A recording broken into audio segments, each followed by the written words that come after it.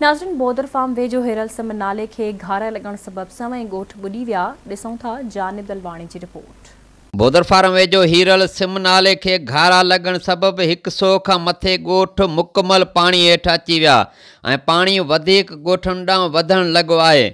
ॿुधायो वञे थो त सिंध में 1992 वारी ॿोॾ अचण बाद सिंध हुकूमत जे सहकार सां इरिगेशन अमले पारां पाणी जे कुदरती वहकरनि वटां पिथोरो हीरल पॉकेट सिम नाले जे नाले सां बरसाती पाणी निकाल करण लाइ उहो सिम नालो खुटरायो वियो, जंहिंजो असल कुदरती लंघत बचाबंद दे 15-17 ऊणी हीरल खां पुराणो सामारो चीमा फार्म ऐं बोदर फार्म शहर जे ॾखण ओभर तरफ़ छेदरी मोरी खां अची हाकड़ो ढोरो में छोड़ थियणो हो। पर इरिगेशन अमले तालका सामारो जे दे ऊणी हीरल देरो सतड़ियों खां कुछ बाअसर माण्हुनि खे बचाइण लाइ हिन सिम नाले जो असल कुदरती लंघ खां रुख बदिलाए मथाई वारे इलाइक़े खां वञी हाकड़ो ढोरो में छोड़ करायो, जितां हिन सिम नाले जा पाणी जा वहकरा मुकमल बंदि थी विया ऐं नतीजे में हिन सिम नाले जो कुदरती वहकरनि तां रुख बदिलाइण वारी जाइ देरो सतड़ियों दे 17 हीरल ॻोठ आशम हालेपोटो खां केतिरा ई फुट घारा लॻी विया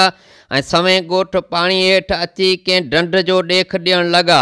इरिगेशन अमले जी नाअहली जो नतीजो भोगींदड़ ऐं पंहिंजी तबाही जा मंज़र अखियुनि सां ॾिसंदड़ ॻोठाणा ॿुधाइनि था त पहले घारो जेको मथां खां मैप डिज़ाइनिंग जेको अंग्रेज़नि जे दौर जो जेको आहे इहो कमु जेको हले पियो, डिज़ाइन उन्हनि चेंज करे इरिगेशन डिपार्टमेंट जेको कुझु पैसा खाई अमले पैसा खाई इहे असांखे डिज़ाइन जेको आहे चेंज कराए ॾिनी आहे। सिम जे घारे असांखे ॿोड़ियो आहे। सिम जेको आहे बेक़ानूनी आहे, जेको कानून आहे उतां सिम निकिती कोन्हे, मथां ॾाढो तेज़ी सां पाणी अची रहियो आहे। इन जे लाइ करे असीं ॾाढा परेशान आहियूं।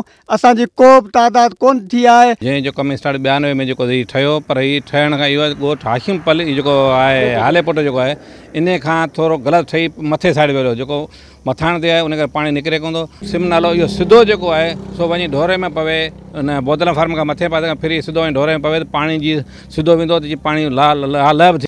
पोइ हिननि पंहिंजो हथरादू हितां वॾनि माण्हुनि जे चवण ते ख़बर हुई कोन को, बसि मिड़ई जीअं तीअं करे हितां ढोरो वेझो आहे करियो था छॾियूं। ॿुधायो वञे थो त 2011 वारी ॿोॾ बाद सिंध हुकूमत सीडा खां हिकु रिपोर्ट तयारु कराई, जंहिं रिपोर्ट ज़रिए 2013 में सिंध असेंबली में कानून पास करायो वियो त पाणी जे कुदरती वहकरनि वारे लंघ तां कब्ज़ा कंहिं बि सूरत में ख़ाली कराया वेंदा। पर उन कानून ते अमल न थियण जे नतीजे में 2020 ऐं 2022 में हज़ारें एकड़ क़ीमती फसल पाणी हेठि आया ऐं लखें माण्हू बेघर थिया। हर साल 2008 खां पोइ 20 अरब रुपया इरिगेशन रखे थो हिननि कमनि लाइ, का उनजी ख़बर कोन्हे। जो 15 साल थिया आहिनि असीं इन जो शिकार आहियूं।